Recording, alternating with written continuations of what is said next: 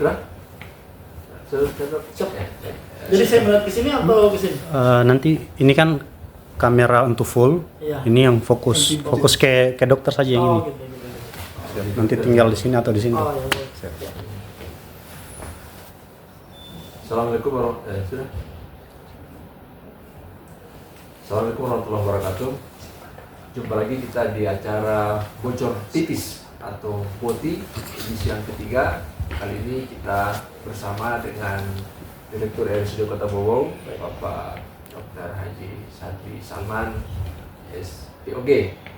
Ya, beliau saat ini menjabat sebagai orang nomor 1 di RSUD Kota Bobong dan tidak terasa sudah lebih dari 2 tahun Dok ya menjalani amanah ini sebagai orang nomor 1 di sini, dan ini juga merupakan amanah yang berat karena RSUD ini adalah merupakan institusi yang melayani wilayah yang ada di Sultra Kepulauan. Nah, karena kita ada di awal tahun Dok, kita mungkin sedikit merefleksi apa yang menjadi capaian RSUD pada tahun lalu. Bisa digambarkan Dok? Ya. Baik, terima kasih. Assalamualaikum warahmatullahi wabarakatuh. Waalaikumsalam. Ya, Pak Irwansyah, jadi alhamdulillah tidak terasa saya sudah 2 tahun nih di kursi panas Direktur RSUD Kota Bau. Dan berkat kerjasama dari semua sivitas RSUD Kota Bau, dari setiap tahun kami selalu meng-approve dan alhamdulillah ada banyak sekali peningkatan, terutama di layanan-layanan. Di 2023 kami itu pendapatan RSUD itu di sekitar 42 miliar. Kemudian di 2024 alhamdulillah ada sekitar hampir 30% kenaikan jumlah pasien, sehingga kami finish di Desember 2024 itu penghasilan rumah sakit sekitar 56 miliar. Jadi ada peningkatan yang signifikan sekali dari banyaknya jumlah pasien yang ada.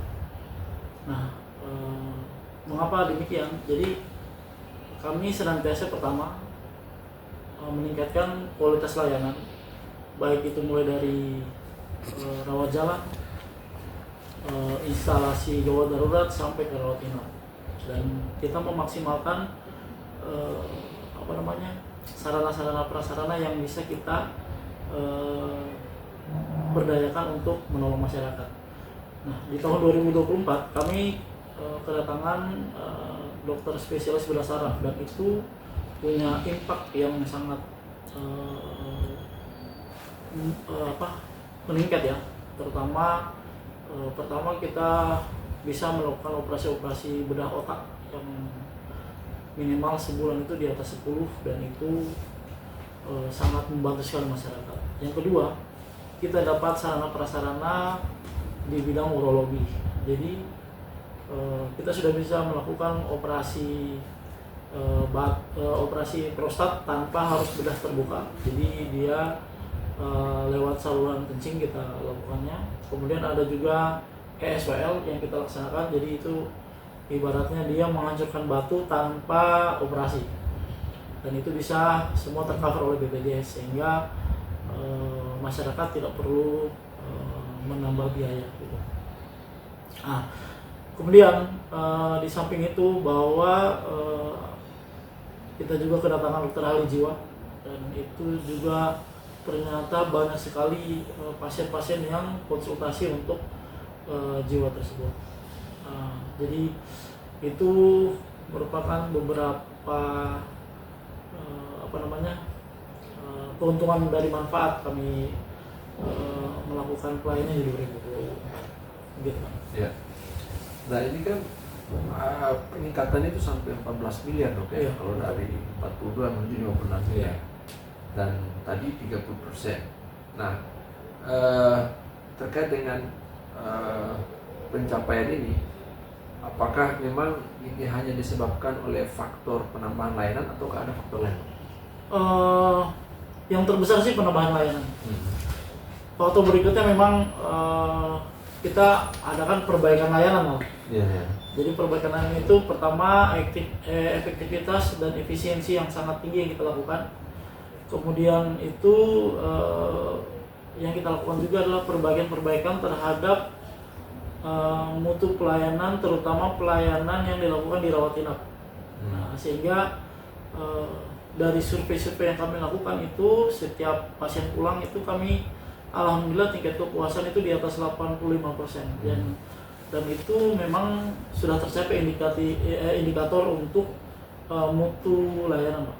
Nah, jadi ada 16 indikator mutu yang kami selalu jalankan, dan itu kami awasi dengan sangat ketat karena pelaporannya itu langsung nasional. Dan jika kita menjalankan itu Pak, itu efeknya terhadap kepuasan pasien. Dan kalau pasien puas itu pasien pasti datang terus. Jadi sehingga banyaknya jumlah pasien itu juga akhirnya meningkatkan jumlah pendapatan rumah sakit. Ya, ini kan jadi ironi ini dok. Di tengah kompetisi yang ada dengan hadirnya rumah sakit swasta, tapi RSUD Bau-Bau sebagai institusi plat merah malah bisa menjadi unggul gitu. Nah, kira-kira apa rahasianya sampai kemudian bisa leading di antara kompetitor ini dok? Pertama harus di dalam rumah sakit yang harus kompak dan mempunyai tujuan yang sama. Dan itu alhamdulillah selama 2 tahun ini itu yang terus kami jaga. Yang kedua, support system yang dijalankan oleh Dewan Pengawas Rumah Sakit, sehingga itu bisa menjadi jembatan antara manajemen rumah sakit dengan kepala daerah. Nah, jadi Dewan Pengawas itu sebenarnya mereka itu yang secara di balik layar membantu kami jika ada retensi dengan pihak pemerintah, karena mungkin ada beberapa kebijakan-kebijakan yang bertolak belakang, tapi dengan adanya Dewan Pengawas kita bisa mencairkan itu. Jadi kalau dulu umpama terkait seperti mungkin gaji, TPP atau apa, sekarang sudah tidak ada kendala itu, karena kami langsung meminta ke Dewan Pengawas untuk membereskan. Jadi kita fokus untuk selalu pelayanan di rumah sakit. Berikutnya, kami ini mendapat bantuan dari konsultan ahli rumah sakit. Jadi kami meng-hire konsultan ahli rumah sakit di mana mereka memberikan clue dan petunjuk kita di mana yang harus kita atasi kekurangan di rumah sakit. Nah, selama 1 tahun kemarin 2024, kelihatan sekali bahwa dengan bantuan mereka memberikan ke kita konsultasi dan bagaimana membangun sistem kerja yang bagus. Nah, itu berdampak sekali. Nah, jadi moga-moga ke depan walaupun kita sudah tanpa ada pendampingan, nah, itu bisa meningkatkan etos kerja dan ujung-ujungnya ke pelayanan dan ke pendapatan rumah sakit. Iya, iya. Nah, tahun kemarin kan ada penyesuaian tarif dok ya? Iya, betul. Dan apakah itu punya dampak juga atau gimana dok? Sebenarnya sih kalau penyesuaian tarif hanya berdampak pada pasien umum Pak. Pasien umum. Pasien umum itu sekitar 10% saja dari jumlah pasien di RSUD Bau-Bau, karena hampir 90% itu menggunakan BPJS. Jadi, namun pasien umum dengan 10% saja sebenarnya dengan kenaikan tarif itu ada dampaknya loh Pak. Sekarang kan kami menggunakan elektronifikasi untuk pembayaran. Jadi kita cashless ceritanya, tanpa uang cash, dan itu langsung masuk ke langsung masuk ke kas rumah sakit, sehingga tidak ada kebocoran. Dan hampir mungkin 2 miliar kita dari kita menggunakan elektronifikasi pembayaran dari pasien umum. Nah, itu betul-betul salah satu juga hal yang membantu, yang bermanfaat untuk pendapatan kita dari rumah sakit. Nah dok, bisa diceritakan dok terkait dengan tahun kemarin apa yang menonjol di sini yang ditangani oleh rumah sakit terkait Ya. dengan penyakit tertentu atau layanan tertentu dok? Oh ya.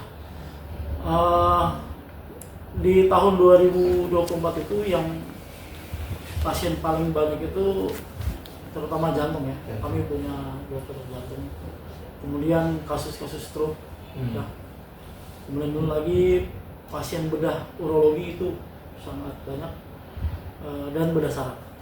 Nah, bedah saraf sedikit tapi klaim BPJS itu tinggi. Iya, iya. Nah, jadi itu yang bisa mendapatkan manfaat ke kami di faktor finansial. Nah, di samping itu juga kamar bersalin ya, untuk ibu melahirkan itu, serta perawatan neonatal ICU, jadi ICU janin. Nah itu kami kan punya 17 bed ICU dan terbanyak di seluruh Kepulauan Buton ini. Jadi semua masuk ke kita untuk ini, dan itu memang tinggi untuk secara klaim untuk pembayarannya.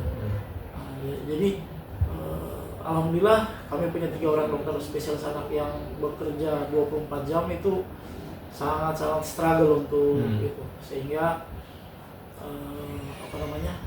ujung-ujungnya tadi itu faktor pendapatan. Jadi hampir ada 6 besar yang bagian yang menjadi faktor mempush pendapatan kita di tahun 2024. Ya. Nah, dok, bisa diceritakan soal kan rumah sakit juga melayani ya kemarin terkait dengan penyakit menular misalnya HIV/AIDS begitu. Nah, gimana dok melihat trennya kalau dibandingkan dengan tahun 2023? Ya, kalau saya lihat tren sih memang ada peningkatan ya mas ya. Ya. Nah, jadi untuk saat ini kan di Kepulauan Buton ini kami dipercayakan untuk memberikan pengobatan antivirus kepada para penderita ODA ini, orang dengan HIV/AIDS. Saya tidak tahu jumlah pastinya, tapi saya pernah dengar saya pernah lihat catatan kami di farmasi itu hampir 1.000 yang kami layani. Untuk tahun Untuk 2024 2024 hampir 1.000. hampir 1.000. Ya. Dan itu belum yang penyakit yang baru, belum yang baru lagi ya. Ya, ya. Nah, saya belum dapat data terakhir, tapi di 2024 itu hampir 1.000 yang kami berikan, dan itu kami layani di poliklinik khusus HIV/AIDS. Oh sudah ada dok, Ada. mulai dibikin tahun 2024. 2024. Berarti ini satu hal yang baru lagi di 2024. Boleh tahu dok, dari 1.000 ini kalau dibandingkan dengan tahun lalu ada peningkatan berapa persen? Kalau saya dapat info sih hampir sekitar 25-30% ya. Lumayan tinggi mas. Ya ini rata-rata dari mana dok? Kalau boleh tahu, kan ini kan layanannya di wilayah Kepulauan Buton ya, berarti kan ada berapa kabupaten kota yang ada di sini?